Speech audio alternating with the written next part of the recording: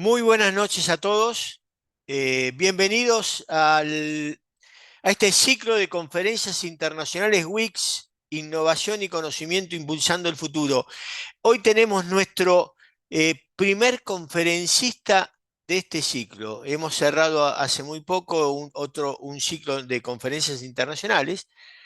En este ciclo de conferencia hemos abierto a a las distintas mentes de Latinoamérica la participación como conferencista y tuvimos una recepción muy interesante, casi de 255 personas, 53, 55 personas, no recuerdo bien exactamente, que presentaron ponencias, de las cuales necesitamos seleccionar 26. Es decir, tenemos hoy una representación de toda Latinoamérica, todas las mentes brillantes de Latinoamérica. Y en este caso, en realidad, esta primer conferencia, puedo decir que marcará un antes y un después en sus vidas, como me ha pasado hoy cuando estuve analizando esta conferencia. Nuestro conferencista, el doctor Alberto D'Andrea, es un especialista en lo que es el futuro, ¿sí? Fundamentalmente en todo lo que tiene que ver con biotecnología, con nanotecnología. Él lo va a explicar muy bien. Pero le puedo decir que en mi caso me rompió la cabeza, como diríamos en mi país, en Argentina.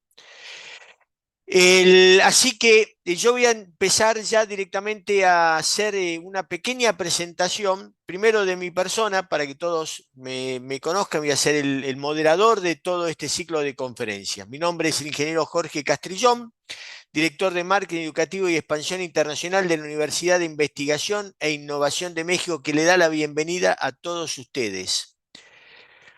Una pequeña semblanza de mi persona para poder entender con quién están hablando. Jorge Castrillón es ingeniero industrial, recibido de la Universidad de Buenos Aires, conferencista internacional en estrategias de marketing y publicidad. Sus primeros años de carrera transcurrieron en ventas y marketing de las principales compañías de consumo masivo de Venezuela y Argentina. Durante la primera década de este siglo, su carrera profesional transcurrió como gerente general y CEO de las principales agencias de publicidad y de empresas de comunicaciones de marketing de Argentina. Es founder y CEO de Génesis Marketing Educativo y actualmente director de Marketing Educativo y Expansión Internacional de U Global Core y director de la red Alumni Futuro.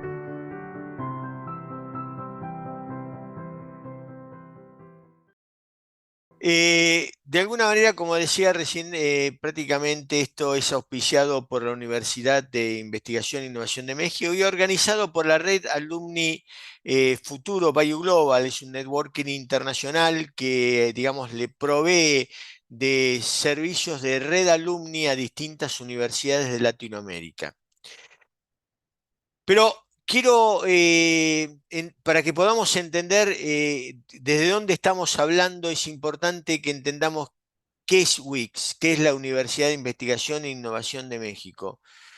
WICS tiene un ADN que prácticamente cruza todo lo que vamos a ver esta noche. Es decir, WICS dice que somos una universidad que piensa en la innovación como recurso inagotable y que rechaza el rol pasivo y elige ser parte de las soluciones que ayuden a resolver los problemas sociales y ambientales de nuestro entorno, buscando el mismo comportamiento en nuestros estudiantes. WIC nace por una visión que teníamos que digamos, la educación universitaria estaba obsoleta como venía, necesitaba un cambio total en todo lo que tiene que ver la formación de posgrado.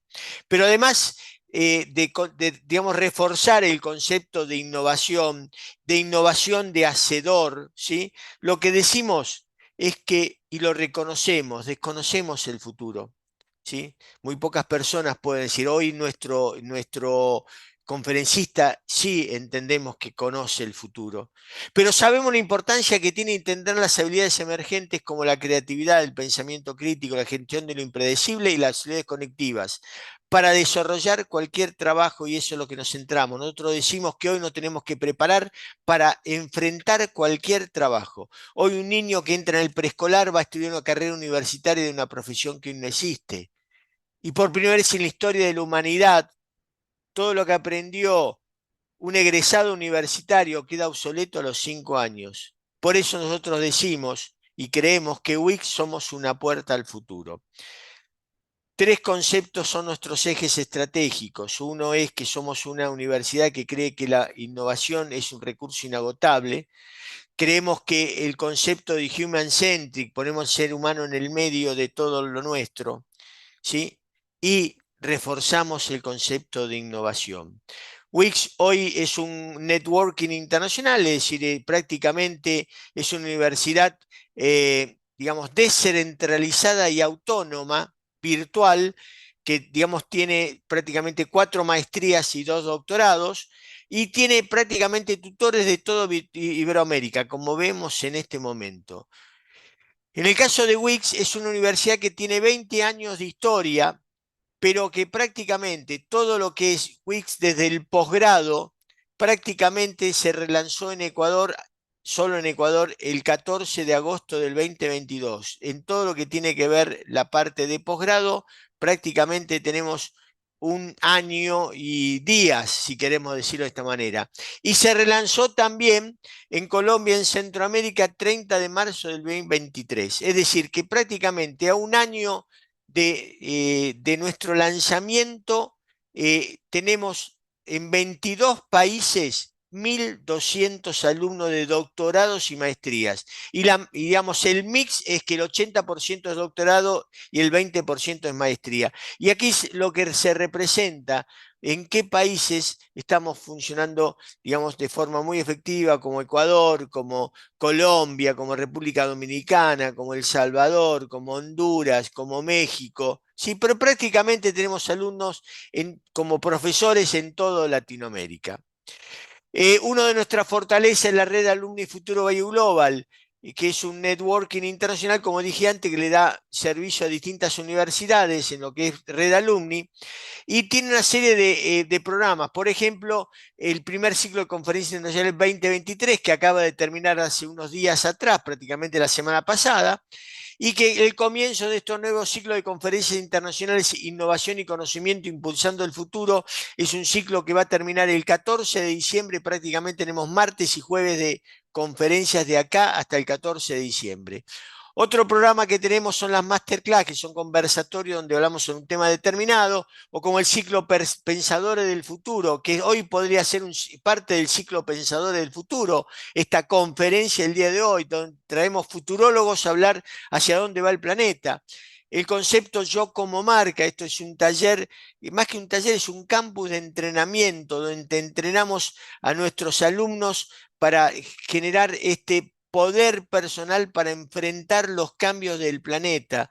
Es decir, lo entrenamos en todas las habilidades emocionales y cognitivas que permiten que él pueda de alguna manera crear su marca personal, tomar ese empoderamiento que es necesario para transformarse en un hacedor, que es lo que el mundo necesita hoy. Estamos en este momento a punto de lanzar un censo de empleabilidad, seguramente a fin de este mes ya lo estamos lanzando con la red de tomadores de talento de Colombia, pero por esto va a ser para toda Latinoamérica, un censo que va a estar centrado sobre la felicidad en el trabajo y sobre cómo nos preparamos para el futuro. Un tema importante de esta red alumni para las universidades que participan de esta red es que le damos mucha importancia a la familia. Por eso, digamos, prácticamente en todas las bienvenidas de todas las universidades, invitamos a la familia a participar, porque sabemos que para alguien que está desarrollando un doctorado, una maestría, digamos, el apoyo de la familia es muy importante y que entienda el esfuerzo que está haciendo aquel que lo está haciendo. Por eso desarrollamos acciones como las Olimpiadas Trivial Game, donde familias van a competir con familias de otro lugar. Un concepto de cultura general muy parecido a todo lo que tiene que ver un juego como Quiero ser millonario. El tema de networking internacional, a todos aquellos que tengan un proyecto personal, generamos un networking donde lo apoyamos todo lo que es el emprendimiento que tienen que desarrollar, el programa compañero, que es la personalización de la despersonalización de virtual, incentivamos el encuentro virtual o presencial para que puedan trabajar en conjunto. La bolsa de trabajo, un acuerdo que tenemos con LinkedIn para que poder desarrollar una serie de trabajos que tienen que ver a nivel intermedio, a nivel gerencial, para todos en las 4 áreas de trabajo de nuestro doctorado: doctorado de educación, de economía y finanzas, administración y dirección de proyectos. Y por último, la cápsula del tiempo es un programa también para la familia donde generamos el taller Mapa de Sueños, donde apoyamos a la familia a poder desarrollar su mapa de sueños para poder crear o co-crear el futuro que sea su cumplimiento. Así que bueno, esto es lo que es Wix. Todos aquellos que participan como miembros de nuestra red alumni reciben el certificado de membresía. Es decir, le acompaño a aquellos que no pertenecen a la red alumni, le interesa participar de esta red alumni. La licenciada Jimena Molina, nuestra coordinadora de red alumni, está a disposición en este número de teléfono y en esta dirección de mail. Digamos, los invito a sacar una fotocopia, perdón, una fotocopia, una, una foto de esto para poder, si quieren ustedes, comunicarse con ella para que digamos, le envíe un certificado de membresía y ya ser parte y poder estar en todos los eventos que estamos teniendo, que son totalmente gratuitos. La licenciada Brenda Paz, que es nuestra directora internacional de admisiones, estos son sus datos. Aquellos que de repente le interesa hacer algún tipo de nuestros doctorados o nuestra maestría, tenemos 2 maestrías en administración y gestión hospitalaria, y en los doctorados que le dije, estos son los teléfonos de ella. Así que ya en más, paso a nuestro invitado especial, el doctor Alberto Luis D'Andrea, cuya conferencia es El hombre virtual, el hombre y el hombre robotizado, ambos inmortales. Esto me encantó el título, me encantó los contenidos. Realmente, como le dije antes y vuelvo a reforzar, esto va a ser un antes y un después en su vida, porque como diríamos en la película Matrix, cuando le ofrecen las 2 pastillas, cuando ustedes tienen la pastilla de querer conocer lo que se viene y no hay vuelta atrás. Bienvenidos al mundo del futuro. Voy a pasar antes de darle paso al doctor D'Andrea, voy a pasar su semblanza para que sepan quién es nuestro conferencista.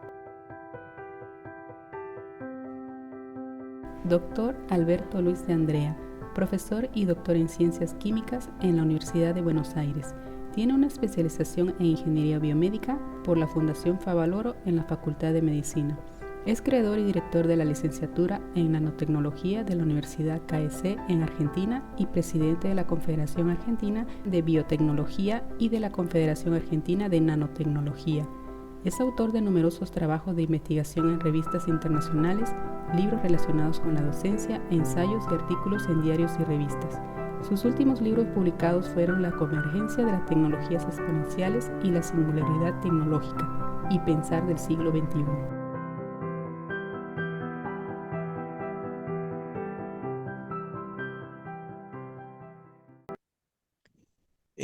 Para todos aquellos que quieran hacer una pregunta, ya vamos a hablar de la metodología. La metodología, el doctor Andrea va a hacer una serie de presentaciones y luego de las presentaciones, ustedes cualquier pregunta que tengan la ponen en el chat. Yo voy a tomar las preguntas que creo que sean conducentes para poder contestarla por el doctor Andrea. Y bueno, y así entramos ya en el tema. Alberto, muy buenas noches. Si querés, ya podés abrir imagen. Dejo de compartir, ¿sí? Buenas noches. Un placer tenerte y en realidad Para mí va a ser un gusto poder escucharte y realmente te agradezco muchísimo por poner todo como un gran hacedor, porque hoy el mundo necesita hacedores, ¿sí? Así que bienvenido, todo Bueno, tuyo el tema. agradezco la invitación, voy a tratar de compartir la pantalla entonces. Dale, yo te confirmo si se ve bien y demás.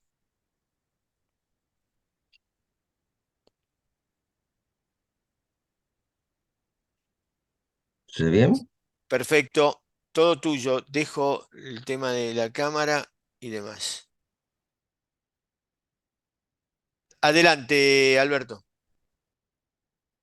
Bueno, vamos entonces a comenzar nuestra charla estudiando un poquito qué nos está pasando, qué le ha pasado al planeta estos últimos años, fundamentalmente en el crecimiento de la población mundial. Si nosotros vemos este gráfico, en 1950 éramos 2.500 millones de habitantes en la Tierra.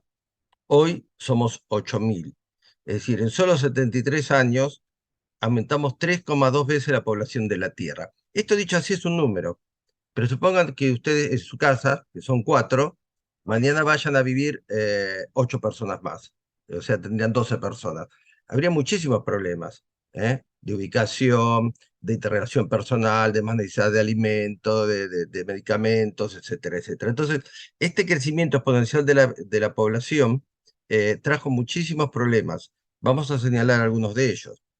De los 8.000 millones de habitantes, hay 1.000 millones que no pueden comprar sus alimentos y 6.000 millones que están fuera de la vida garantizada. ¿Qué es la vida garantizada? Tener un autito y un departamentito, una casita. Hay un gran incremento en el planeta de demanda de energía, alimentos y servicios de salud. Un aumento de la contaminación en general, producto de la mayor cantidad de habitantes y de la actividad humana. Una peligrosa acumulación de gases que conduce al calentamiento global, un declive constante de la diversidad biológica ante la apropiación de más espacios por el hombre, concentración de recursos en pocos habitantes y aproximación a la carga máxima de la Tierra estimada en 10.000 millones de habitantes. Hoy tenemos 8.000. Y fundamentalmente todo esto termina trayendo un ascenso de lo irracional. Esa es la situación de nuestro planeta, fundamentalmente por este gran crecimiento de la población mundial. De 2.500 millones de habitantes en 1950 pasamos al 2023, 8.000 millones de habitantes. Entonces, este cambio fundamentalmente trae muchos problemas, pero un mega consumo de energía, un mega consumo de alimentos, necesita de más inversiones en salud ante la cantidad de personas que tenemos y un gran incremento de la contaminación. Aparte de todo lo que citamos, esa es la problemática. ¿Cuándo empiezan a aparecer algunas respuestas? Empieza lo que se llama las convergencias tecnológicas. Es decir, empiezan a juntarse distintas tecnologías a ver si se puede dar algún tipo de respuesta. Nos ubicamos acá, está el punto de inflexión, en 1950, y ya entre 1973 y 1984 empiezan a verse algunas respuestas a la problemática originada por el crecimiento de la población mundial. Las primeras son las TIC, primer convergencia tecnológica. Si ubicamos la computadora, bueno, las primeras en 1977, entra en consumo más o menos masivo en el año 81, y el teléfono celular lo mismo, en 1973 entra el consumo masivo más o menos en el año 84. Estas son las TIC, las tecnologías de la información y la comunicación, que empiezan a dar respuestas a problemáticas. Ustedes se imaginan que con tanta cantidad de habitantes uno podría hablar con un teléfono público y una monedita, como se hacía antes, antiguamente.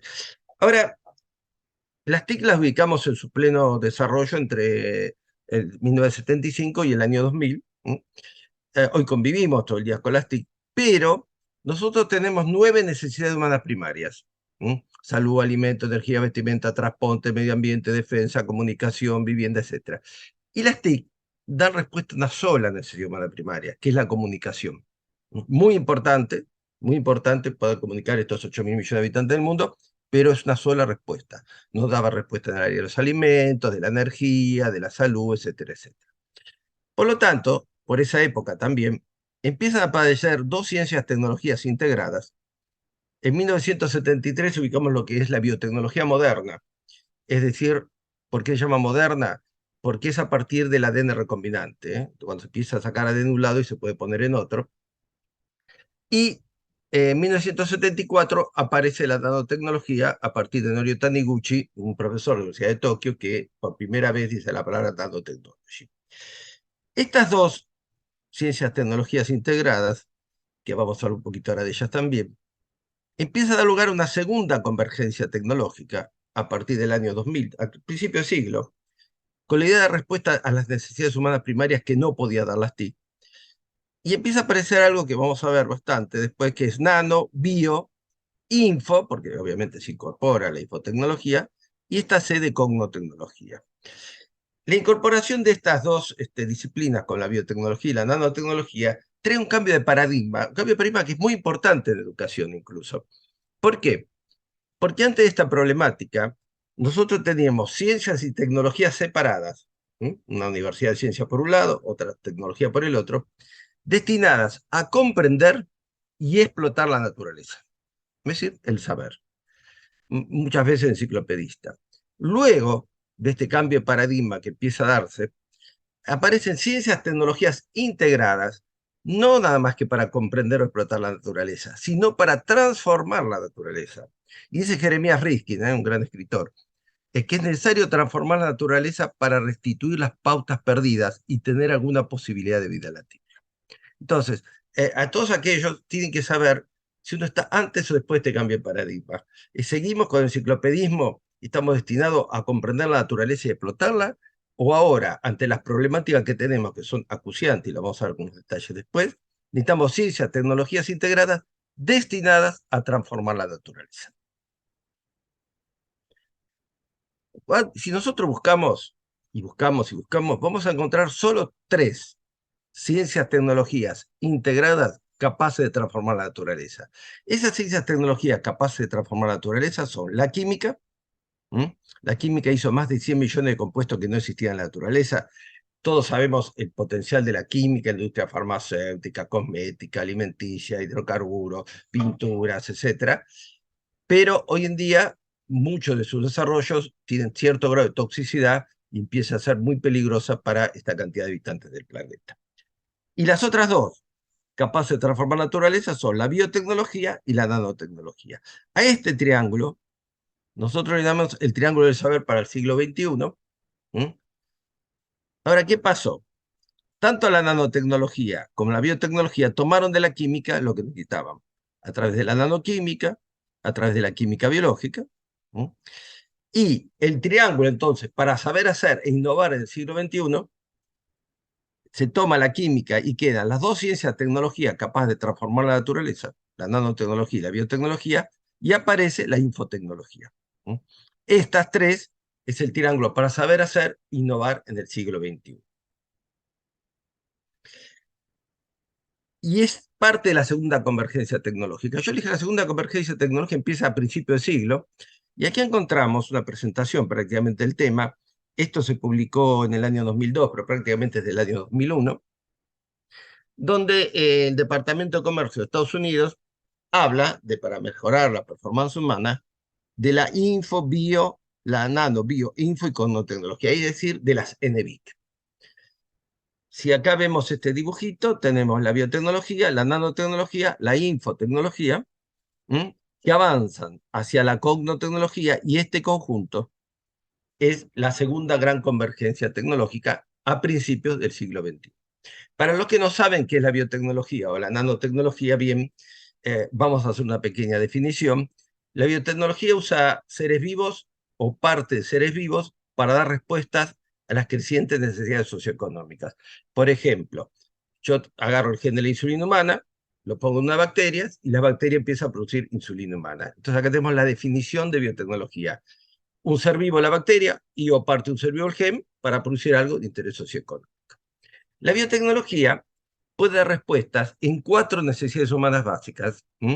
Recordemos que las TIC daban en una, que era la comunicación, el 50% prácticamente del área de salud, algo en el área de alimentos a través de los transgénicos, algo en el área de bioenergía, con la biomasa, y algo en bioremediación. O sea, da A4. La nanotecnología implica comprender el mundo de lo pequeño, pero sobre todo innovar haciendo construcciones con átomos y moléculas. Así como un ingeniero civil construye con ladrillos, un nanotecnólogo es capaz de construir átomo a átomo y molécula a molécula, de nuevo, para dar respuestas a las crecientes necesidades socioeconómicas. La nanotecnología es la única disciplina que puede dar respuesta a las 9 necesidades humanas primarias. Y es lógico, porque ¿de qué está hecho el planeta y de qué estamos hechos nosotros? De átomos y moléculas. Aquel que puede innovar construyendo con átomos y moléculas, por supuesto, puede dar respuesta a todas las necesidades humanas primarias, con toda la problemática que implica hacer eso, que no es tan sencillo. Si nosotros vemos un poco dónde estamos parados y seguimos la historia de las sociedades, primero tuvimos una sociedad recolectora y cazadora, donde el hombre prácticamente no sabía hacer nada, juntaba y cazaba lo que había. Después la sociedad agrícola, donde el hombre aprendió a sembrar. Después la sociedad industrial, la migración a las ciudades, las cintas transportadoras, etcétera, etcétera. Y después pasamos a una sociedad informática. Si usted le pregunta, todo el mundo va a decir que hoy estamos en la sociedad informática y nos encanta Internet, las tablets, las comunicaciones, etcétera. De hecho, estamos en una sociedad informática, pero que tenemos que comprender que estamos avanzando hacia la sociedad multidireccional. Porque la sociedad que necesitamos no alcanza nada más con estar bien comunicados. En la sociedad multidireccional tienen un eje, la informática, sobre todo la infotecnología, la aplicación. En el otro eje, las dos ciencias, tecnologías capaces de transformar la naturaleza para respuestas a perdidas de la vida Tierra. Y la sinergia de todo esto conduce a, como decía el documento de comercio de Estados Unidos, algo que es la cognotecnología. Alguien está pensando que vamos a tener que avanzar hacia una cognotecnología muy importante, sobre todo en la segunda mitad del siglo XXI. Y la causa que vamos a tratar de ver hoy, que va a contestar muchas de las preguntas, es por qué tenemos que avanzar hacia esa cognotecnología. Hace mucho tiempo fui a dar una charla y cuando terminé, yo decía, bueno, las respuestas que dan estas tecnologías para que poder vivir más, etcétera, etcétera. Se acercó una chiquita de primario y me dijo, señor, dice, lo que está diciendo usted no está bien, porque nosotros estamos haciendo un montón de cosas para vivir más, cuando el problema real que tenemos es que la población es excesiva. Entonces eso es una paradoja, ¿no? Algo que hacemos que parece contrario a lo que nos está sucediendo, porque el gran problema y la gran dificultad fue todo este aumento de la población no esperado, ¿eh? Y si nosotros hacemos cosas para que la gente viva más, mejor medicina, ingeniería genética, todo el arsenal de cosas que podemos hacer hoy, el problema se va a agrandar, porque cada vez va a haber gente que vive más, va a morir menos, y nace más gente que la que muere todos los días. Entonces, acá nos encontramos sí con una paradoja real, porque la gente en realidad, nosotros, queremos vivir más. De hecho, todo lo que se gasta en medicamentos, en el sistema de salud, eso es porque la gente quiere vivir más. En un planeta donde el problema que tiene es que está muy próximo a llegar a su carga máxima de la población, que es de 1.000 millones.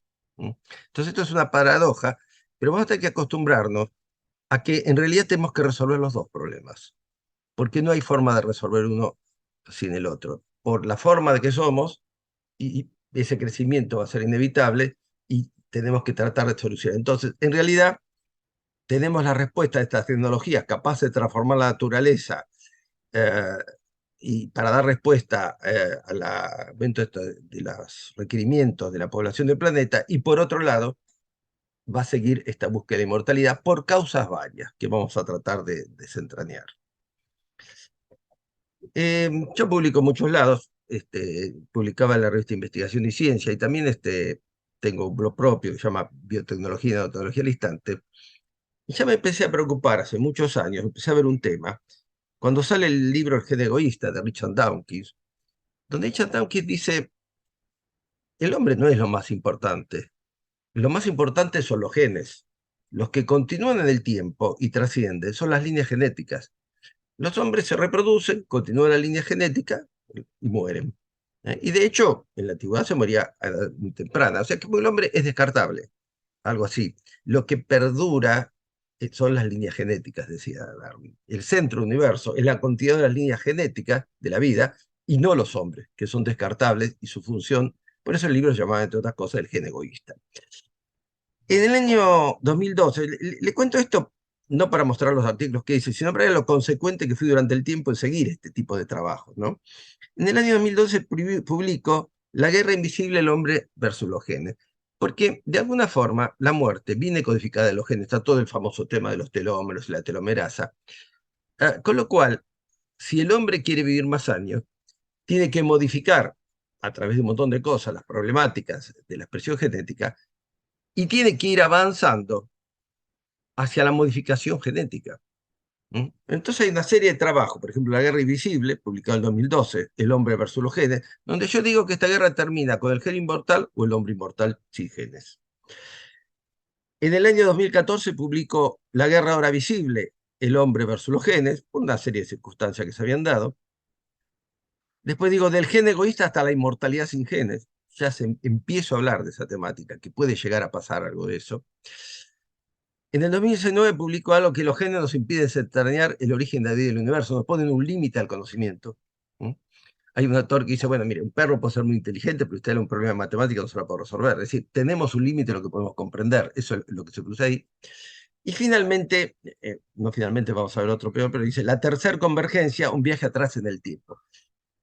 ¿Qué quiere decir este viaje atrás en el tiempo?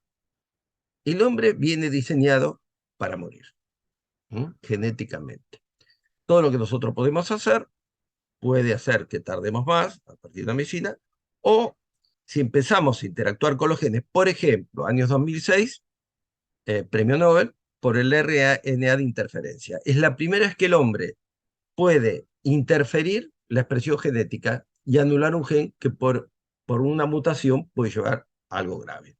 Entonces, recién en 2006, premio Nobel en medicina y en química simultáneamente, dos grupos, el hombre puede bloquear la expresión genética con una red de interferencia. Es decir, puede que lo que está codificado en el genoma no se exprese y evitar una problemática. Y seguimos avanzando. Ahora tenemos el sistema de CRISPR-Cas9, que es un sistema de ingeniería genética en vivo, etc. Así que el hombre puede empezar a tomar el control de su destino a medida que pueda manejar la información genética. Si nosotros miramos este dibujito, y por eso acá dice la tercera convergencia, un viaje atrás en el tiempo, ¿de qué se alimentan los vegetales? Los vegetales, obviamente, la energía para su vida la sacan del sol. De la fotosíntesis, la energía para su vida la sacan directamente del sol. ¿De dónde sacamos los seres vivos la energía para vivir? Bueno, comiendo vegetales, a través de uniones químicas, obviamente, comiendo vegetales, comiendo animales que comen vegetales, o comiendo animales que comen vegetales, con lo cual, en definitiva, nosotros también sacamos nuestra energía del sol. El problema que lo hacemos mediante millones de reacciones químicas coordinadas el tiempo y el espacio, como dice el sabio Parim. Y, por ejemplo, el 60% de los cánceres responden a mutaciones de origen alimenticio. Entonces, nosotros aprovechamos esta energía solar a través de una cadena muy compleja y muy problemática, que es, en definitiva, lo que hace que el hombre no pueda llegar a cierta simplificación o grado de inmortalidad. Y lo que aparece como una alternativa, por eso decimos volver atrás en el tiempo, sería que el hombre, y vamos a ver si es posible o no a continuación, evitara toda esta cadena biológica y de genes, y como los vegetales directamente tomen la energía del sol. Esto sería lo que yo llamo Homo nanus, y estamos entrando en la problemática de esta charla recién. Muy bien. ¿Cómo están las cosas hoy, 2023? Hubo un informe histórico de la ONU sobre el cambio climático. La ONU dice que en el 2050 el 75% de la población del planeta va a estar afectada por sequías. Estamos cerca de la carga máxima de la Tierra, falta de agua, desertización, cada vez más incendios forestales, con una cantidad de nanopartículas que se vuelcan al ambiente y que traen posibilidad de más pandemias que se esperan que sea cada vez en menos tiempo y más importantes, aumento de la temperatura generalizada y peligro de guerras mundiales o atómicas. En ese estado se encuentran las cosas de unidad del planeta. Y vamos a ver qué se está haciendo en el mundo cuando dijimos, bueno, vamos a avanzar hacia la cognosctecnología a partir de la infotecnología, nano y biotecnología con la CNBI. Y aparecen estos chips, del punto de vista de la nanoelectrónica, el 2014-2018, son relativamente nuevos, uno hecho por IBM y otro por Huawei, que se llaman chips neuromórficos.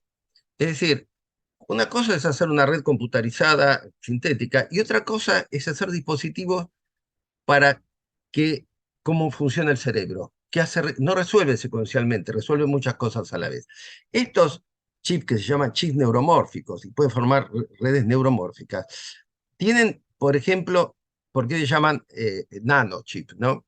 Porque la distancia entre puertas es de 20, 25, no, 28 nanómetros, por ejemplo, el de IBM, y permite poner 5.000 millones de transistores en un centímetro cuadrado.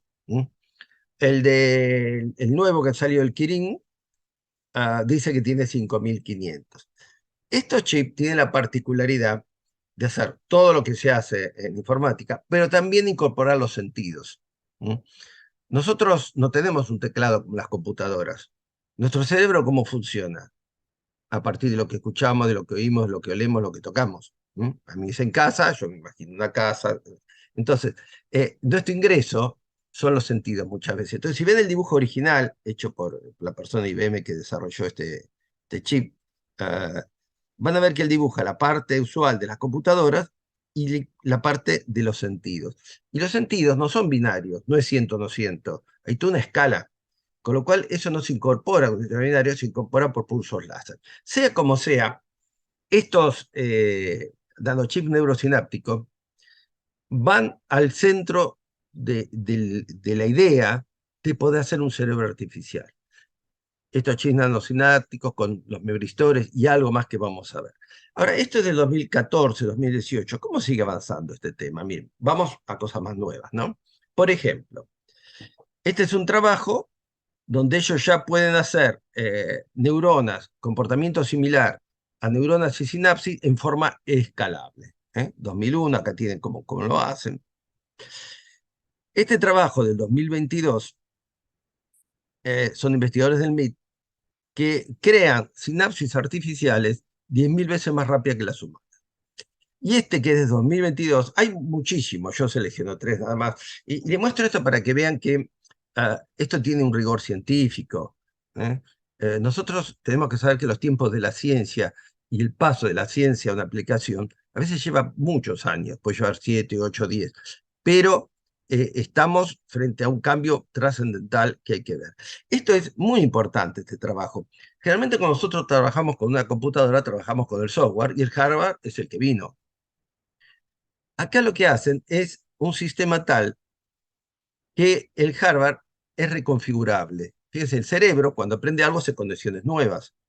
Entonces, si yo en la computadora estoy generando algo nuevo, necesito reconfigurar el hardware. Y hay ciertos dispositivos no tecnológicos, como este que se presenta acá, que puede reconfigurar el hardware. Entonces, todo esto que le estoy hablando, más algo que llaman memory stores y hardware reconfigurable, y los chips neurosinápticos, van camino muy consolidado al primer cerebro artificial, cuasi similar al humano, con la misma capacidad y que probablemente pueda llegar a gastar menos energía. Aunque el cerebro humano gasta bastante poca energía. Paralelamente,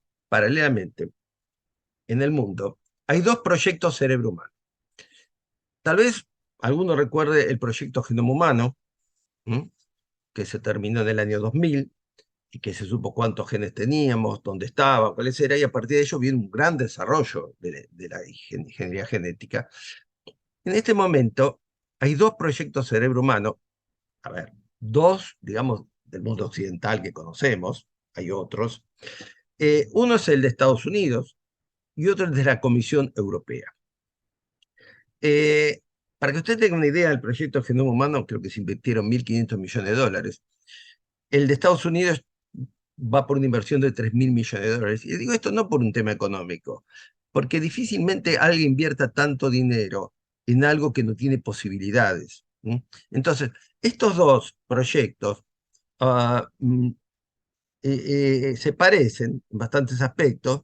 Ambos piden investigar el cerebro, los mecanismos de funcionamiento del cerebro, y ellos piensan en una década, y esto ya pensó hace tiempo, a entender el funcionamiento del cerebro y poder con ello tener frutos económicos, sociales, etcétera, etcétera.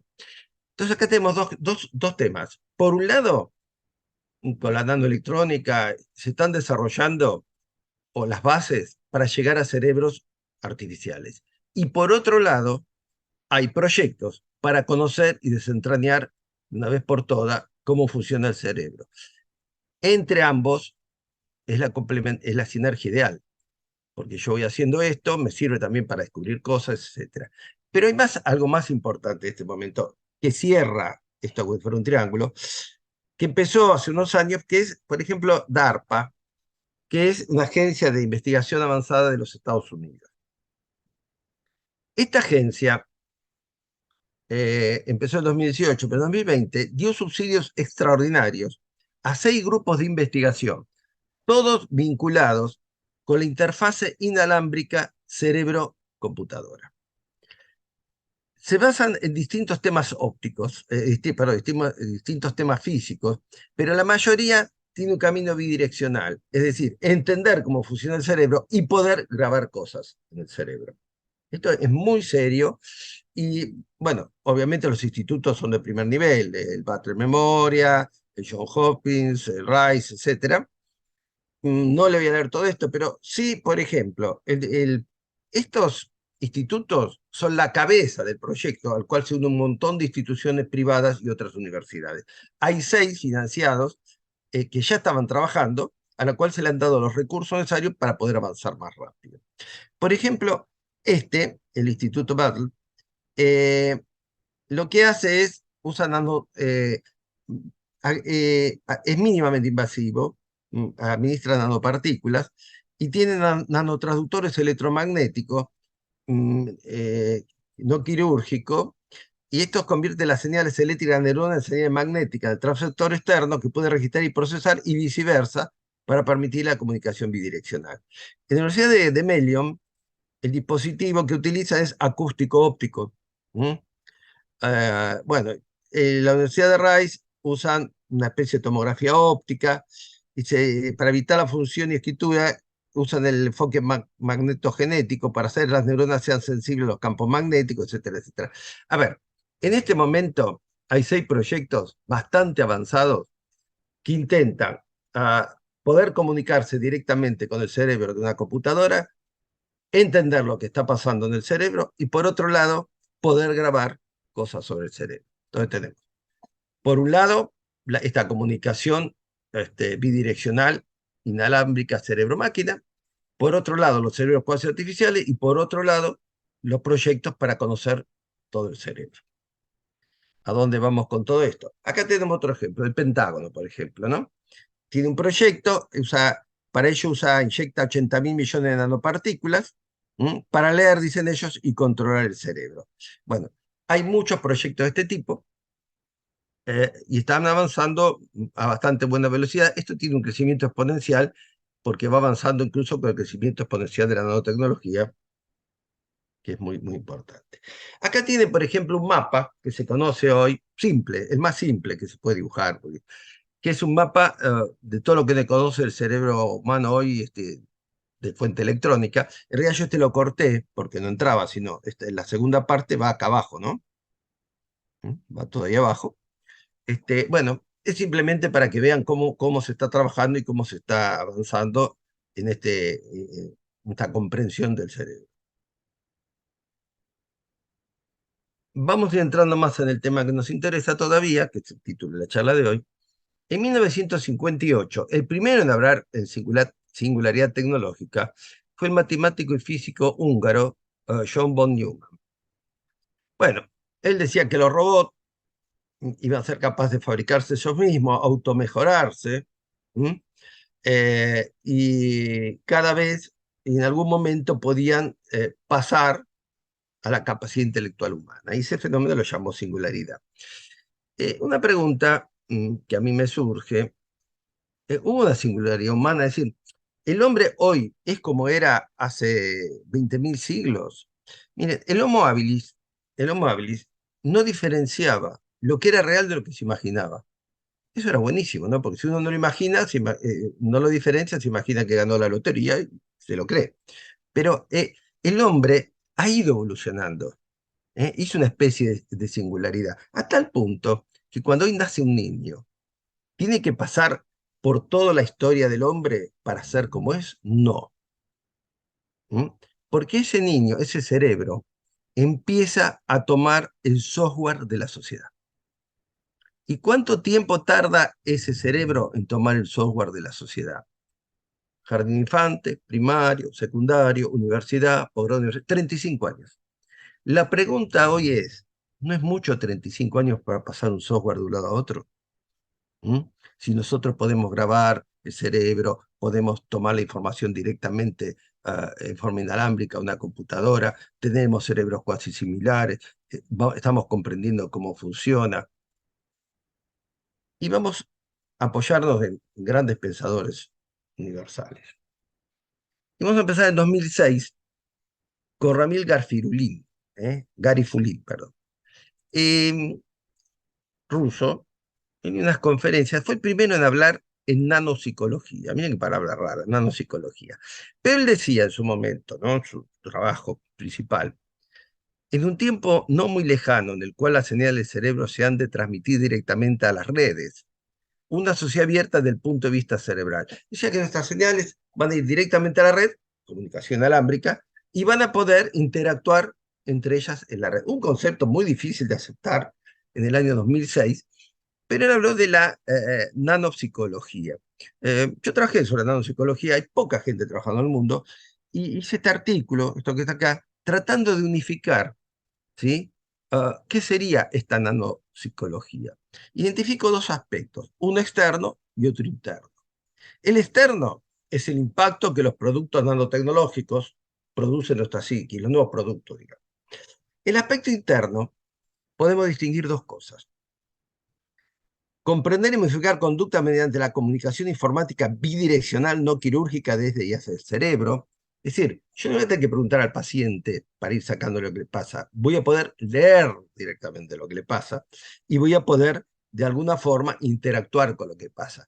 Y lo otro, voy a poder hacer construir estructuras neuronales en su cerebro, si quiero, para incorporar en forma directa nuevos conocimientos. Ya lo decía del MIT, el doctor Negroponte, que algún día alguien le iba a poder armar un cerebro para saber inglés sin haber estudiado inglés. Bueno, lo importante entonces es que Garifulin dice que en un tiempo no muy lejano, lo dice en 2006, vamos con la señal de nuestro cerebro, transmitir directamente a través de una red y comunicarnos con otras personas. Algo difícil de comprender en el 2006, pero que lo vamos a cerrar sobre el final de esta charla.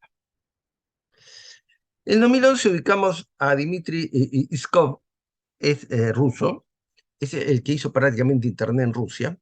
Él deja toda la parte de Internet y hace un proyecto que lo llama Avatar Iniciativa 2045 para llegar a un ser inmortal, ¿no? Algo inmortal. Él hace 4 pasos y va fijando años. El primero, bueno, una interfaz cerebro-computadora alámbrica ya está, pero cuando llega al año, dice él más o menos 2030, 2035, dice, el avatar con un cerebro artificial, les comento que toda la gente que está trabajando en cerebros artificiales dice que 4 o 5 años puede estar listo. Él dice, un cerebro artificial a que le se transfiere la personalidad humana, bueno, al final de su vida, dice, lo que yo me gusta llamar software mente. Un cerebro artificial a la cual yo le puedo pasar este software mente. Él dice que eso va a estar en 2030-2035. Él hace un excelente plan de negocios, porque para hacer esto, trabaja con investigadores de todo el mundo a base de subsidios y mucho dinero. Él dice que para hacer esto necesita entre 100.000 y 460.000 millones de dólares. ¿De dónde sacaría alguien una cifra así? Por ejemplo, si yo consiguiera 500 millonarios que pongan 1.000 millones cada uno, tendría los 500.000 millones de dólares. ¿Mm? Entonces él publica la promoción en la revista Forbes y un montón de revistas que tiene acceso a la gente de dinero, porque uno puede tener una persona que tenga 3.000, 4.000 millones de dólares y, no sé, 85 años. ¿Y para qué le sirven? ¿Alguien no pondría secuencialmente ese dinero para avanzar en esta línea?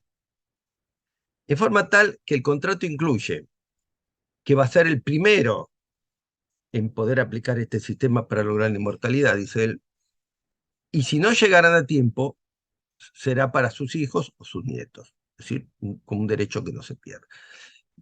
2011 estamos hablando. Pero venimos un poquito más acá. 2017.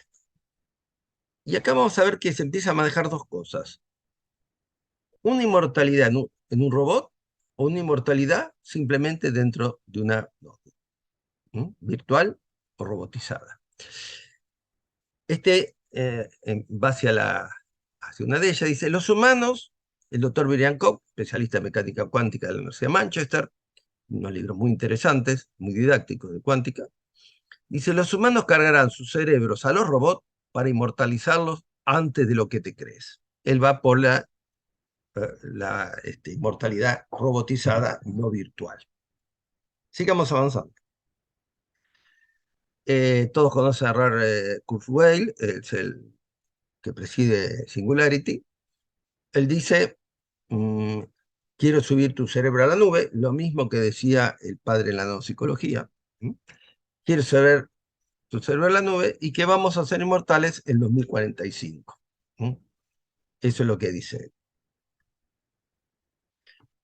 Michio Kaku, varios doctorados, una persona muy, muy inteligente, dice también, estamos en 2022, digitalizaremos la conciencia humana y recorreremos el universo a la velocidad de la luz.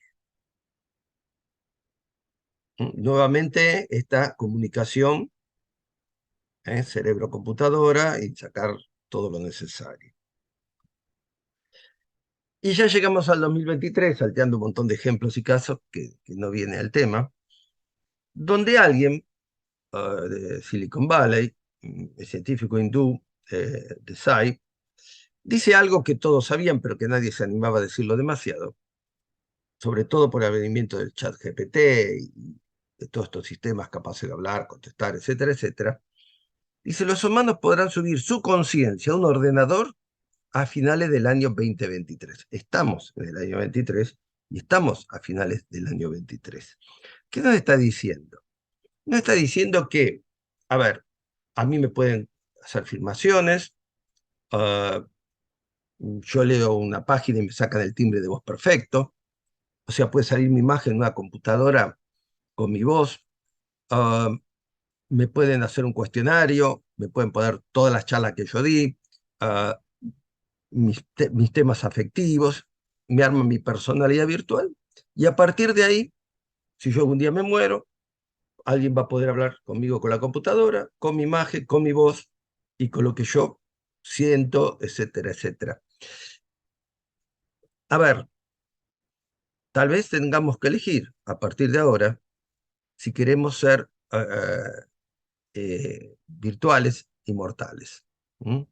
Y tiene razón lo que dice este hombre. Estamos en esta época, ya llegamos a esto. Ustedes piensen, por ejemplo, uno puede hacerlo cuando ya se murió. De hecho, lo están haciendo con los grandes, con Einstein, por ejemplo. Armaron para que uno le haga preguntas, etcétera. Porque estos programas de inteligencia artificial, una vez que detectan todas las características, van actualizando a partir de los nuevos descubrimientos y todo lo que uno sabe.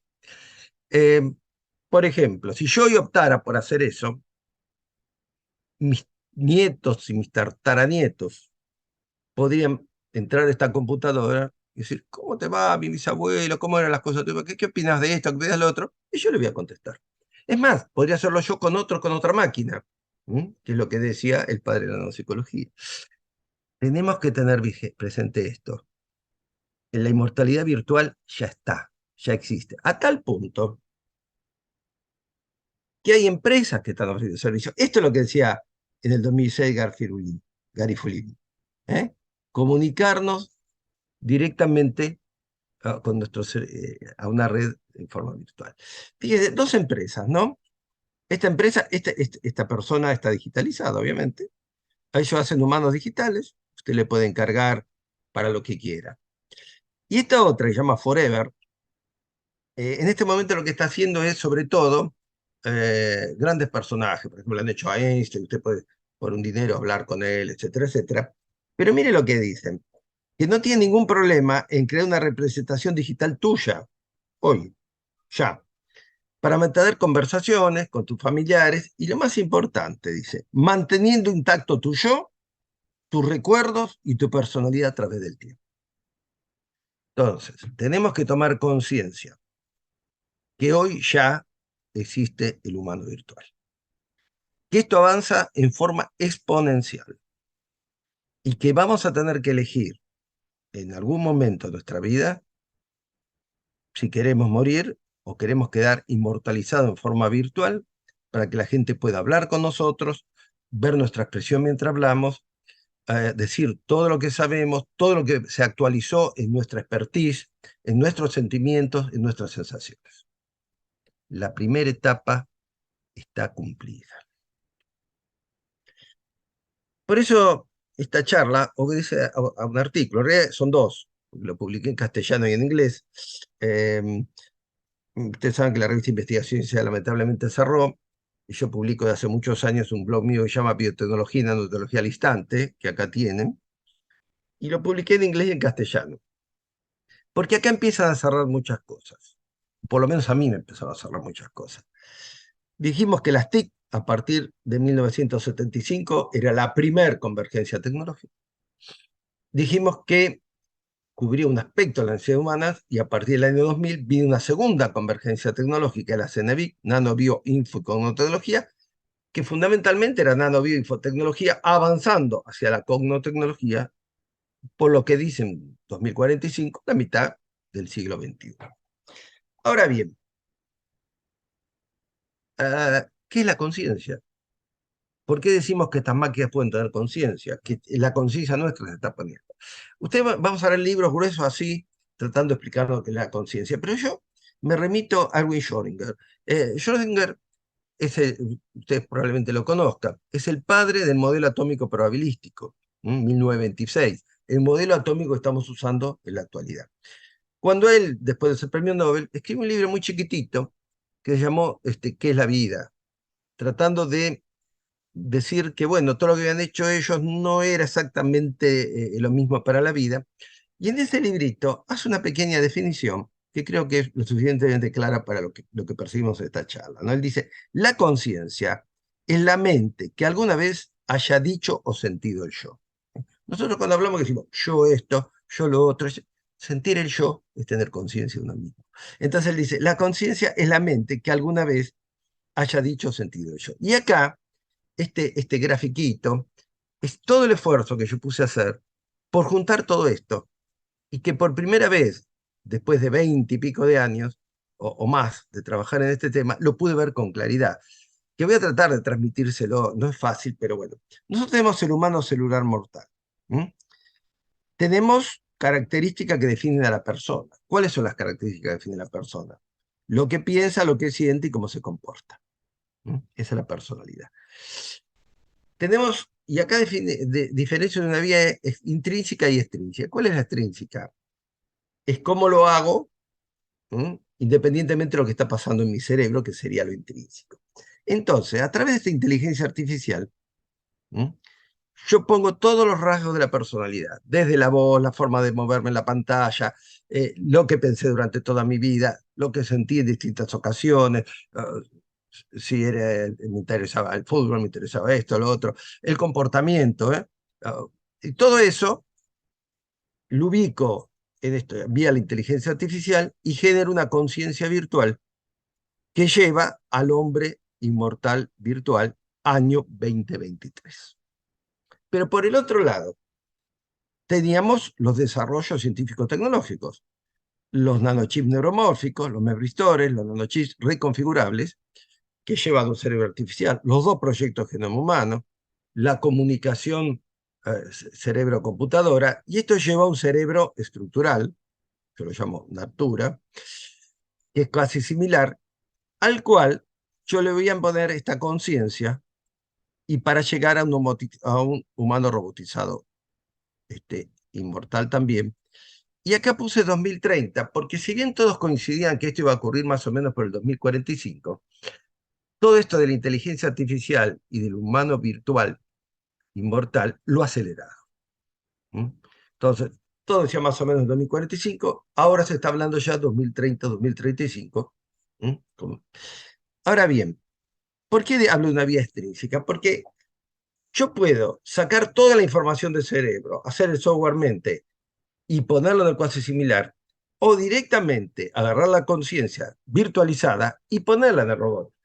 Es como si yo, natura y nurtura, es decir, una cosa, o la tomo del cerebro o lo tomo de todo lo que hago, que es lo que está haciendo el virtual, que es mucho más inteligente y más rápido.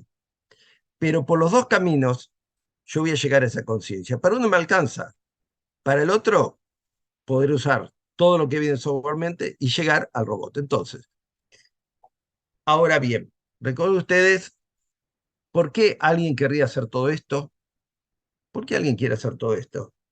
No podemos vivir tranquilos como estamos, ¿eh? Una vida normal, humana. Pero admitamos que podamos llegar al humano robotizado inmortal. Fíjense, ese humano robotizado inmortal necesita agua, no, porque va a ser un robot. ¿Necesita alimento? No, porque va a ser un robot. ¿Necesita oxígeno, nitrógeno? No, porque va a ser un robot. ¿Mm? Nosotros editamos un libro en el año 2017, se llama La convergencia de tecnología exponencial y singularidad tecnológica, donde se explica esto.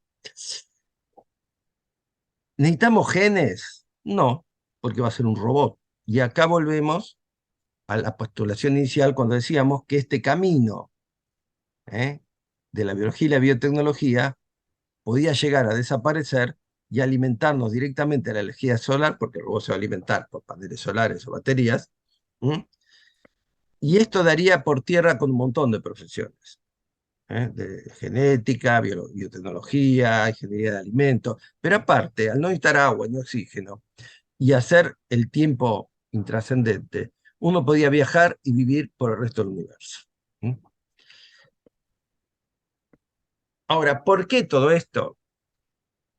Por lo que dijimos al principio, estamos mucho más cerca de lo que creemos, de lo que puede ser el fin de la vida celular en la Tierra.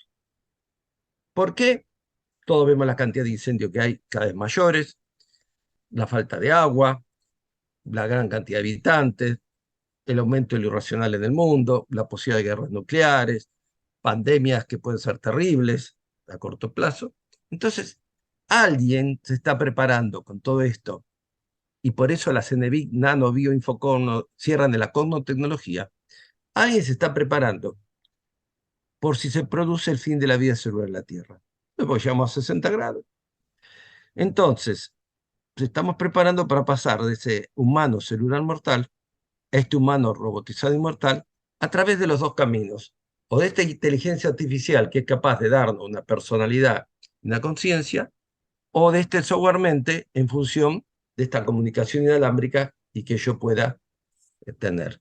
Entonces, me animo a exponer esto, porque esto viene con un fuerte desarrollo científico-tecnológico. Acá no hay ciencia ficción, hay una extrapolación de lo que se está haciendo en forma exponencial y acelerada. Entonces, tal vez la gran revolución del siglo XXI, prevista, digamos, 2030, 2045, es este hombre robotizado inmortal. Hoy ya tenemos al hombre virtual inmortal, con lo cual ya dimos un paso muy importante y un camino nuevo que nos puede acortar el tiempo. Le voy a decir, esto lo hacemos porque queremos que los robots sustituyan al hombre. No, esto se está haciendo para que quede algún tipo de vida o vestigio de los humanos en el planeta y en el universo. Y para terminar, este libro que le dije que hicimos en 2017 ya es como viejo, ¿no? Pero este libro mereció un premio, la faja de honor de la Academia Nacional de Ciencia de la Empresa, y voy a terminar con dos cosas. Primero, una frase de Marvin Minsky, uno de los padres de inteligencia artificial, que en octubre de 1994 en la revista científica América le preguntaron por el tema de los robots, y le dijeron, ¿heredarán los robots la Tierra? Y dijo, sí, pero serán nuestros hijos. Y ahora sí, para terminar del todo, los últimos dos renglones de este libro. Los últimos dos renglones de este libro que dice, en definitiva, ¿qué es lo más trascendente del hombre? ¿Su carne? ¿Sus huesos? ¿Sus genes o su mente? Esa energía en codificación creciente originada en el Big Bang. Muchas gracias por la atención. Les dejo mi email por si algún día quieren contactarse conmigo, se me pregunta, así que quedo a disposición del ingeniero Jorge Castrillón y las preguntas que puedan tener. Eh, realmente excelente, Alberto, ¿Saco la realmente. presentación? Sí, ¿Saco por la presentación? favor, por favor, por favor. Em,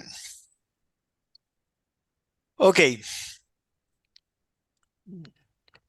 el- yo tengo, en realidad hay varias preguntas, pero yo tengo una que es, en un momento determinado dijiste como que 10.000 millones de personas es el límite o la capacidad de alguna manera máxima que la Tierra puede absorber de población. Pero hoy estamos enfrentando algo que no lo escuché que lo hayas dicho, pero me parece que es un tema que es la crisis demográfica. Cada vez hay menos nacimientos y cada vez hay mayor longevidad. Una de las cosas que a mí digamos, impactado fue que hay países como Japón, como Italia, como España, que dentro de 20 años, digamos ya a los 30, a los 2050, prácticamente pueden quedar la mitad de la población que tiene actualmente. Es decir, eh, es así que la problemática es de alimentos o de subsistencia. Porque en realidad la gran problemática en estos momentos que hoy tenemos, obviamente ahí me abstraigo de todo lo que vos estuviste planteando, en el momento actual es esta transformación que tiene que hacer el ser humano para pasar de una, una, digamos, progresión aritmética a una progresión geométrica, como va el mundo. Y el problema era que los cambios, como los entendíamos, digamos, años atrás, los cambios se entendían, los cambios se tocaban, los cambios eran sociales, ¿sí? Y hoy esos cambios prácticamente no se entienden. Porque obviamente me parece que también le ha pasado mucho lo que te estuvieron escuchando esta noche. Nos cuesta entenderlo, a pesar de que sabemos que llegamos a ese punto. Y la gran pregunta es, en este momento es, ¿la ciencia ficción dejó de ser ciencia ficción, Alberto? ¿Es así? Sí, a ver, dos cosas. A mí siempre me dicen, eso es ciencia ficción. Bueno, ciencia ficción es una creación libre. Esto es una extrapolación, yo diría, en lo inmediato, no lo mediato, de todo el desarrollo que tenemos hoy en estas tecnologías. En cuanto al tema de la natalidad, hay un gráfico, yo no lo puse esta charla porque si no hubiera durado horas, pero hay un gráfico que dice cada cuánto se duplica la población mundial. ¿Sí? Eh, Según ese gráfico, de 8.000 a 16.000 millones tendríamos que pasar en 30 años.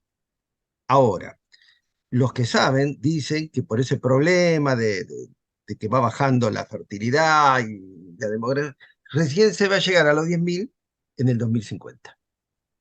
¿Mm? Pero independientemente del crecimiento, a ver, ¿por qué decimos que es 10.000? Porque eso también se discute. Si uno agarra la superficie de la Tierra, le saca el agua, le divide 10.000 millones de habitantes, nos toca 6 metros cuadrados para cada uno, donde habría que vivir, hacer sus alimentos, etcétera. Uno dice, bueno, no, pero pará, agarramos los 6 metros de un montón y hacemos un rascacielos y entra más gente. Es cierto, pero vamos a gastar más energía, más, y que tampoco tenemos. Entonces, un problema es el crecimiento de la población, pero también ese problema es toda la contaminación que va avanzando. A ver, por ejemplo, el consumo de energía va aumentando. Usted me dice, 100 millones de barriles de petróleo por día se consumían. Bueno, ya los pasamos. Y si las energías renovables y sirvieron para que no lleguemos a 130, pero no bajó el consumo.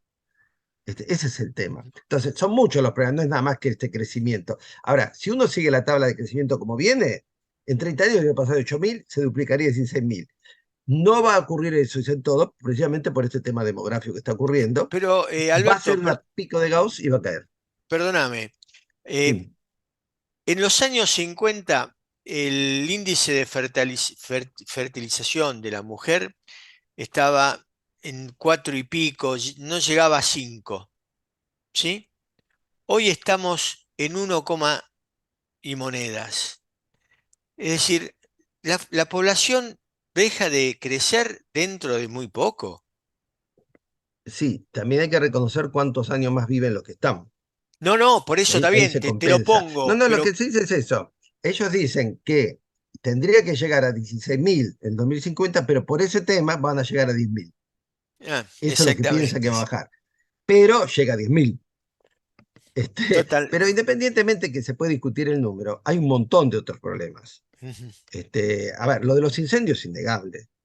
Es decir, que cada vez hay más seguido. Se esperan pandemias más seguido también por un montón de Totalmente. cosas. A ver, la mitad del mundo está en guerra. Mm. También es cierto, hay todo un malestar. Y eso es debido. Y hay una experiencia famosa que en una caja ponen ratas y le dan comida y agua, pero van achicando la caja. Y llega un momento que empiezan a morderse y se matan entre ellas, aún teniendo comida y agua. Este, entonces, a ver, lo que yo quiero decir es, todo este desarrollo se está haciendo. ¿M? Eh, por un lado, por esa fascinación que tiene la tecnología de hacer las cosas, pero por otro, porque se prevé que puede estar cerca el fin de la vida celular en la Tierra. Nadie pensaba que con la pandemia íbamos a estar todos un año encerrados y estuvimos todo un año encerrados. ¿Sí? Nadie piensa, por ejemplo, que puede venir una pandemia de ébola, que sería terrible. ¿Sí? Y nadie piensa que estos incendios forestales emiten cualquier cantidad de nanopartículas de aire tóxicas que bajan las defensas, etcétera, etcétera. Zonas que de un día para el otro dejan de tener agua, se convierten en desérticas. Es decir, hay muchos problemas, amén de las bombas atómicas, que a nadie se le ocurra nunca tocar ninguna, cosa que eh, el nivel de confiabilidad de la gente que gobierna el mundo no es demasiado en este momento, con lo cual todo esto, a ver, primero que lo están haciendo grandes potencias estos desarrollos, ¿sí? Eh, es tener un paraguas abierto a lo que pueda llegar a pasar. No creo que esto se haga porque alguien quiere sustituir al hombre, como dicen, etcétera. Es simplemente, pero sí tenemos que reflexionar que esto también está mucho más cerca de lo que creemos. Por lo pronto, hoy ya podemos ser humanos virtuales. Es No, simplemente ir contratando el servicio. Hay que contratar el servicio. no, no, totalmente de acuerdo. Te digo más, una de las cosas que me asombró es en el 2030 lo más probable es que teniendo una buena billetera y buena salud seamos amortales, no inmortales, amortales, ¿sí? Puede ser. Y obviamente hoy, como vos lo tuviste planteando, hay compañías que invierten millones de dólares, miles de millones, en encontrar el tema del control del envejecimiento, ¿sí? Es decir, evidentemente hay un mundo que mira muy adelante y un mundo de este lado del planeta que tenemos los ojos mirando para atrás y tenemos Sí, grandes pero problemas. mire, la vida nos ha cambiado. A ver, eh, ¿hoy alguien puede vivir sin un celular? No. Ujú. ¿Alguien puede vivir sin una computadora? No. No. Cuando hice mi tesis doctoral, la hice con una letera 22, escribí en una máquina así, con borratinta. Es decir, en 30, 40 años nos acostumbramos a vivir de una forma totalmente distinta y no nos dimos cuenta, porque esto Sí. es secuencial. Ahora yo me hago virtual, él se hace virtual, mañana cuando lo voy a abordar, estamos todos dentro de la computadora. Y va a ser así, porque no es que uno lo hace a conciencia y va entrando en el juego, va entrando en el juego. Hoy yo qué sé, yo hago mi casa, hago 50 cuadras con el auto, me olvidé el celular y vuelvo atrás. No puedo seguir sin el celular. Y hace 35 años no tenía celular. Hoy vivimos en un mundo que no soñábamos, pero como fue viniendo de a poquito, de a poquito, de a poquito, hoy ya, 2003, mira, te cuento algo. Yo tengo un amigo, nosotros hacíamos un café tecnológico, ¿no? En Buenos Aires. Tengo un amigo que venía de Estados Unidos, Fabio, 86 años, pero un genio. Bueno, a mí me llegaron que había fallecido por terceras personas, ¿no? Ya, levanto el teléfono, hola, soy Fabio, me dice, yo me quedé duro, digo, no le decía, está muerto. Bueno, y me dijo, ¿cuánto hace que no vamos al café? Y pues mira, el café, ¿te acordás? Aquello. En la mitad de la charla, que yo no sabía, estaba totalmente, pero la voz de Fabio, me cortan y me sale el hijo. Dice, no, estamos probando porque imitamos la voz de mi papá y lo estamos virtualizando. O sea, yo ya lo viví, no me di cuenta, pero no le podía decir, pero vos estás muerto, no se lo podía decir. Este, pero era la voz de él, la forma de hablar así viejito que tenía ya de persona mayor, y me contaba cuando fuimos al café, ¿te acordás que cuando hicimos el congreso? Y era todo cierto.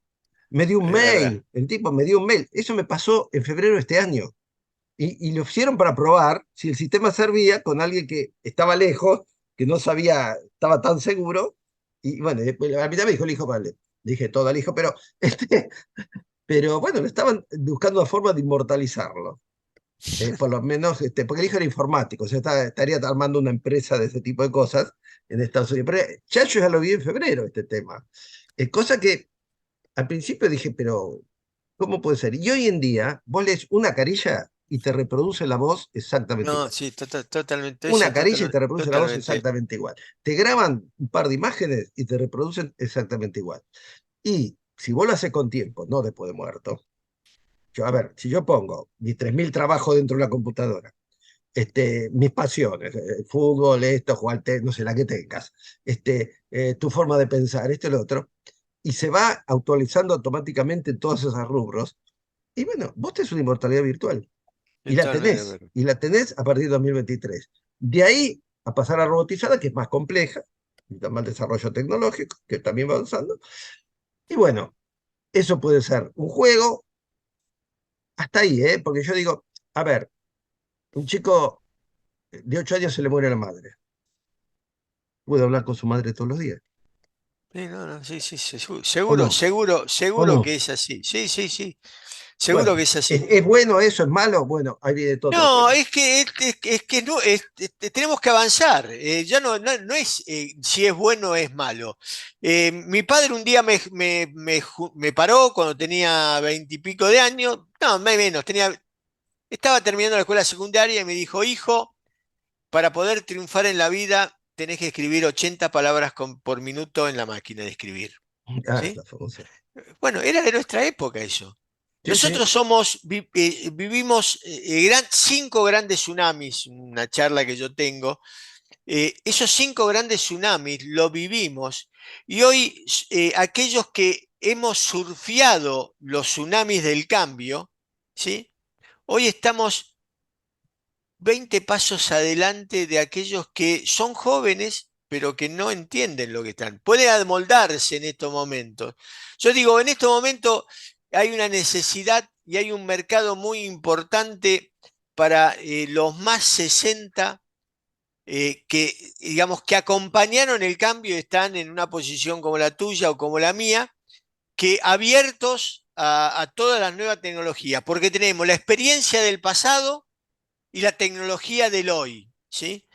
Entonces digo, hoy está abierto hoy estamos en un mundo donde, como decimos en la universidad, es un mundo de hacedores, no es un mundo solamente De de saber hacer, ideas. de Sí, no, saber hacer, además antes hablábamos de ideas, ahora hablamos de, está bien, hay que hacer. saber Esta es hacer. la gran diferencia que hay con este mundo. El cambio de paradigma. El El saber hacer cambio es el de, cambio de paradigma. el cambio de paradigma, es decir, tenemos que también otro concepto, aprender a desaprender para reaprender los nuevos formatos, ¿sí? Sí, yo le quiero dejar como mensaje así final. A ver, Mm, esto va a ir avanzando tiempo al tiempo y va a formar parte de nuestra vida como fue el teléfono o el celular. No es que vamos, en algún momento lo va a pasar uno, después lo va a hacer dos, después lo va a hacer 50, y va a llegar un momento que nos vamos a dar cuenta, pasarán 10 años, 15, 20 años, que tenemos otra base para hacer las cosas y de vida. Pero lo más importante es que creo que está orientado a que si no podemos resolver los problemas que tenemos, ustedes fíjense, por ejemplo, todas las reuniones que se hacen por los temas de medio ambiente, ¿no? Entonces dicen para el 2050 y para el 2070, todo para adelante, ¿sí? Y la dosis es como bajar más de lo mismo, no cambiar. Entonces, eh, eh, si nosotros nos encontramos en serios problemas reales para la vida celular en la Tierra, y bueno, ahí vamos a tener que tomar otro tipo de decisiones. Pero creo que esto va a ir avanzando despacito, despacito, despacito, y por en 10, 15, 20 años vamos a convivir con esto de la virtualidad. Por ejemplo, hoy en día hay gente que ha grabado a Einstein y uno puede, con esta inteligencia artificial, hablar con Einstein y preguntarle cosas que se le explique, y, etcétera. Y tal vez en el futuro estudiaremos así. No le preguntaremos al profesor, le preguntaremos a Mark Plan o a Einstein, cómo es la cosa, cómo la explicó él. Exactamente, La conferencia que él dio cuando recibió el premio Nobel, y exactamente. decirle, no lo entiende, explícamelo mejor, y bueno. Entonces, bueno, eso va cambiando a poco. El problema real, y lo estamos viendo todos los años con los incendios, con los cambios de tiempo, con esto, con lo otro, es si la vida celular humana mm, va a poder seguir durante todo este siglo en la Tierra. Que lo que se está previendo es que eso va a ser muy, muy difícil.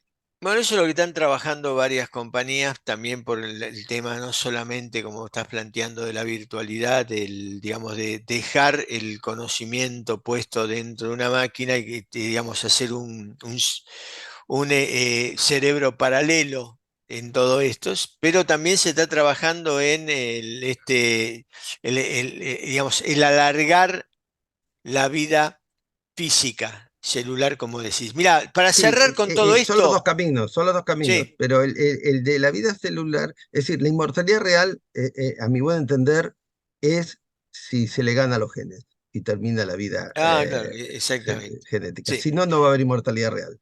Bien, una Este, última pregunta de sí, uno de los asistentes, así cerramos, sí, vamos y terminando, que sí. dice, con esta visión del hombre virtual del futuro, ¿cómo educar en valores al hombre robotizado? Ahí entramos ya Bueno, hay muchas cosas que uno debiera decir, pero eh, puede ser relativamente sencillo fijar ciertos topes de comportamiento, que hoy es casi imposible fijarlos. De todas formas, habría que ver cuáles son los valores de esa época, en ese momento. Lo que tenemos que comprender nosotros es que todo lo que, por ejemplo, que llamamos ética, no es inmutable en el tiempo. La ética va cambiando en función de las situaciones. Yo siempre el ejemplo que doy es de cuando hace 60 y pico de años atrás se hicieron los primeros trasplantes cardíacos, ¿sí? Ah, que, bueno, al que lo hizo lo querían meter preso porque es una práctica permitida, porque puso el corazón de una mujer, un hombre, un negro, un blanco y todo eso. Inició la era de los trasplantes, y a raíz de la era de los trasplantes cambió la definición de muerte, porque se pasó de la muerte cardíaca a la muerte cerebral. Entonces, fíjense cómo cambia la ética en función o sea, que probablemente lo que hoy consideramos ético, dentro de 30 años la ética sea otra cosa totalmente distinta si entramos a esa vida robotizada y mortal, ¿no? bueno, voy cerrando con un Sí, pensamiento de Marcelo Romo que dice, me pareció muy interesante, hay mucha evidencia de que el ser humano es el resultado de múltiples experimentos de ADN realizados por ayuda externa a la Tierra, dice. Habría muchos experimentos de ADN que se realizaron en paralelo a lo largo de la historia arcana, del cual resultó ganador el experimento del Homo sapiens. Ese resultado que a la final es la tecnología del cosmos, se incluye un elemento que es fundamental, que es la conciencia.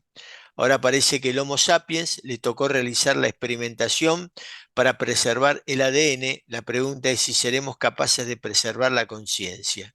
La conciencia es el elemento que incluyeron los arcanos cósmicos en el experimento que nos dejó la posibilidad de saber qué es la luz y qué es la oscuridad de nuestra naturaleza. preservar la conciencia es el hombre Sí, robotizado, exactamente. inmortal. Bueno, voy para finalizar, hacer algunas consideraciones. Voy a compartir pantalla. Eh, No sé si, confirmame por favor, Alberto, si se ve la pantalla. ¿Sí? Sí, se ve, sí, Ok, sí. perfecto. Todos los que han participado de esta conferencia y las que van a venir van a recibir su certificado de participación, ¿sí? Cualquier problema que tengan con ese certificado, acá tienen los datos de licenciada Jimena Molina, que es la coordinadora de la red del alumni, sus datos para corregirlo. Aclaramos, nosotros hacemos los certificados con el nombre y apellido con que ustedes se registraron. Próximos eventos de septiembre. El día jueves 14, este jueves que viene, 21 horas de Chile, 18 horas de México, 19 horas de Colombia, Ecuador. El doctor Galvarino Lautaro Casanueva Yáñez va a hablar sobre la alta mortandad de las pymes en Chile, el Valle de la Muerte 2.0, algo mucho más terrenal que esta noche. Luego me pareció magnífica esta conferencia, no se la pierdan, el concepto de doctora Mónica Beatriz Guitarcoria, Aprendiendo con Humor. Le puedo asegurar que es imperdible el martes 19 de septiembre, 18 horas de México, 21 horas de Argentina, esta mujer es argentina. Y así que llegamos al final. Al final yo cierro esta presentación. Se va a abrir una encuesta de satisfacción. Por favor, es muy importante que ustedes la contesten para nosotros, para saber si estamos bien, vamos alineados y demás. Así que antes de cerrar, Alberto, un placer enorme. Gracias por iluminarnos con tu sapiencia y con todo lo que, digamos, entendés que es lo que se viene. Así que No, dejo las gracias a usted por últimas la palabras oportunidad. para que cierres, por favor. No, está bien, gracias a usted por la oportunidad. Y bueno, yo puse mi mail por ahí. Si ustedes quieren compartir la presentación La para que la compartimos. Esto va a estar en menos de 5 días en está nuestra bien. canal de YouTube. Son muchos temas y por ahí hay que verlo despacito de nuevo y verificar que esos papers existen y si quiere alguien profundizar en la temática. Y bueno, queda a disposición de cualquiera que quiera hacer una consulta. Yo siempre contesto. Bien, te agradezco mucho, Alberto. En caso de que usted no hayan tomado los datos de Alberto, usted tiene los datos de la universidad, nosotros le podemos transferir la pregunta y hacer el contacto. Este es lo importante de este networking internacional. Muy buenas noches para todos. Gracias por participar. Gracias, Alberto, por darnos todo lo que nos diste. Y cierro como me encanta cerrar todos estos ciclos. Lo importante para todos nosotros es que seamos felices. Así que muy buenas noches y nos vemos con todos los que quieran participar en el próximo jueves, este jueves que viene, con la propuesta de nuestro compatriota chileno. Un abrazo inmenso, muy buenas noches.